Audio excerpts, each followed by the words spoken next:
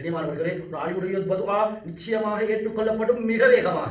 அது அங்க இல்ல, இன்றைக்கும் எங்கட நாட்டில் எங்கட இலங்கையில பல பகுதிகளை நாங்கள் பார்க்கிறோம்.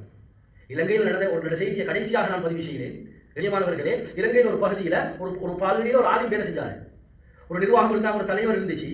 திடீரென இந்த ஆலிமுக்கு ஒரு குழந்தை கிடைச்சிச்சு. அந்த குழந்தையுடைய இடுப்புக்கு கீழால சீவல் இல்லை.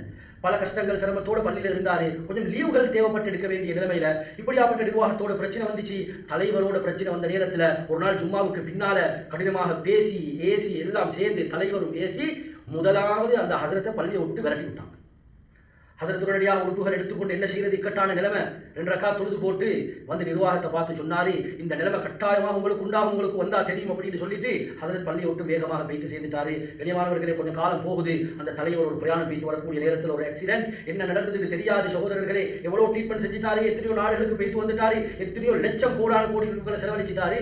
ஆனால் அவருடைய இடுப்புக்கு கீழால சீவன் இல்லை. இன்னும் பெட்டோட தான் வாழ்ந்து கொண்டிருக்கிறாரு. கண்ணியமானவர்களே, உலமாக்களுடைய துஆ, அநியாயம் இழைக்கப்பட்டவர்களுடைய துஆ நிச்சயமாக பலிக்கும். இதை நாங்கள் எல்லாம் பயந்து கொள்ளணும். நான் ஏன் சொல்றேன்னு சொன்னா, நாங்கள் இந்த விஷயங்களை எங்களுக்குள்ளால உருவாக்கி இவர்களோட நடந்து கொள்ளக்கூடிய முறையை நாங்கள் வித்தியாசமாக அல்லாஹுக்கும் ரசூலுக்கும்